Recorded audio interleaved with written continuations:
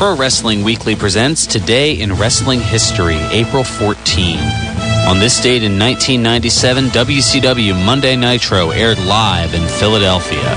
In the main event, Lex Luger defeated Kevin Nash by disqualification. On this date in 2003, WWE Monday Night Raw aired live in Richmond, Virginia. In the main event, Booker T and the Hurricane defeated Ric Flair and Triple H in a tag team match. On this date in 2004, D'Lo Brown and El Gran Apollo defeated Kid Cash and Dallas to win the NWA TNA World Tag Team Championship. On this date in 2008, Mickie James defeated Beth Phoenix to win the WWE Women's Championship on Monday Night Raw from London, England. This has been Today in Wrestling History, April 14.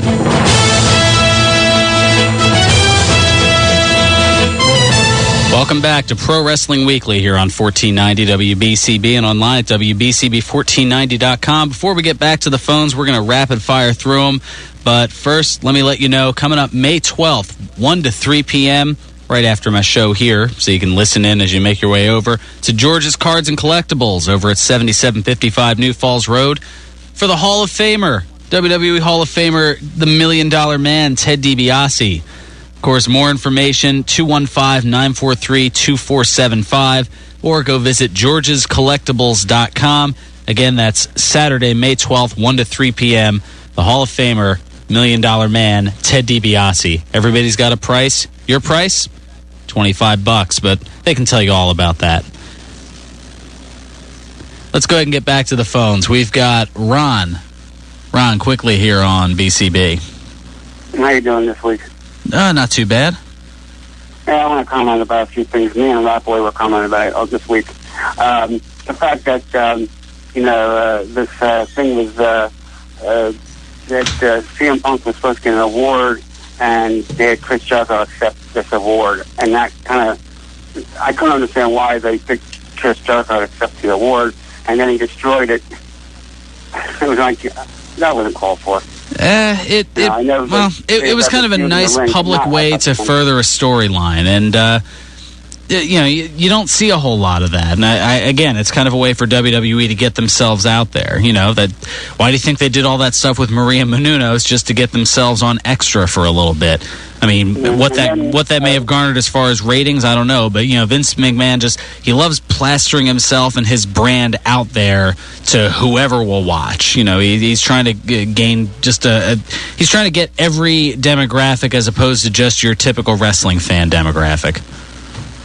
Well, I also want to comment also, Scott Hall, enough is enough. Let's put him in jail, I mean, for his own safety. Put him in jail because, every time we turn around, he's in trouble with something with alcohol or drugs. This time a girl involved, and it wasn't called for. Well, I know he's definitely done it this time. I mean, I don't know I hate to agree with you in that putting him in jail to protect him from himself, but I mean, how many times can you go through the WWE sponsored rehabilitation? I mean, I think they said in the that E60 interview, and thanks so much for the call. We're going to quick move on here. I think they said in that E60 interview that they put more money into Scott Hall's rehabilitation than any other wrestler in the program, and they didn't divulge the exact number, but they did say it was at least six figures. So, I mean, they've put at least $100,000 into trying to rehabilitate Scott Hall, and obviously it to this point has not worked. Let's go back to the phones and get Nick in here real quick. Nick, welcome to Pro Wrestling Weekly. Hello, I got three things I want to say. I've seen some great things on SmackDown. One, they brought the old wrestlers back, and I've seen a couple of matches. I mean, it would be great for business. I mean, like Bonnie Piper and Daniel Bryan, and or Tony Rose versus his dad. I think that was so cool to see the old time wrestlers come out, even Jimmy Hart, and I really enjoyed that. And there's one other thing I wanted to say too. Is I'm just curious. How did the Great Khali is going to respond to Mae Young kissing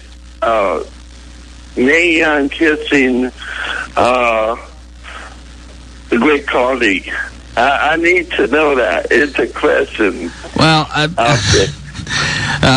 thanks so much for the call, Nick. I mean, the Mae Young thing, they usually bring her out there, maybe once a year or so for a comedic thing, but it's nothing that's necessarily continued. And, if anything, just furthers the Punjabi Playboy's reputation. I mean, this is somebody who made out with Beth Phoenix en route to an elimination in the Royal Rumble a couple of years ago. So I think that just kind of continues with that. It's almost like the Great Khali is an Indian version of the old sexual chocolate gimmick with Mark Henry. At least it seems that way sometimes with how many different women seem to make out with him. And as far as as far as some of the older wrestlers actually getting back in the ring, I mean, we saw a little bit of that.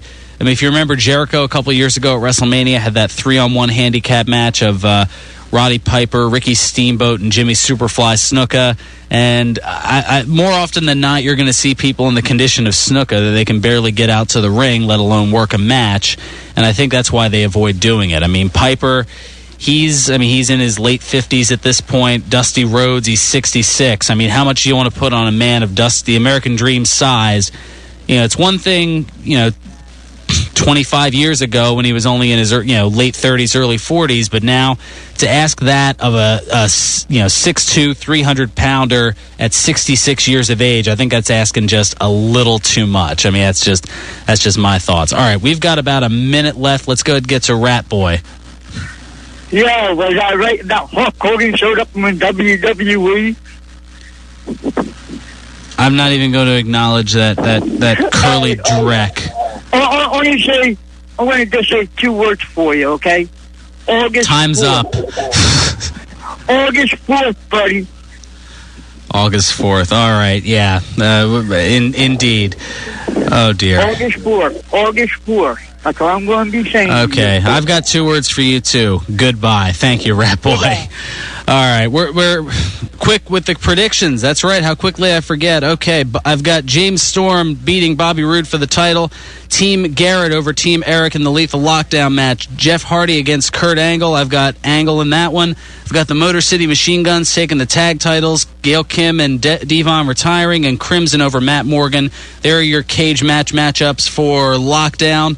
I'll be back next week, hopefully, with a review. If not, well, let's hope for rain. Let's put it that way. Otherwise, I'll be back in 3 weeks.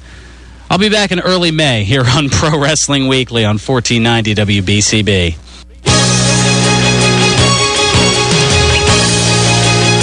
1490 WBCB, Levittown, Fairless Hills, Trenton.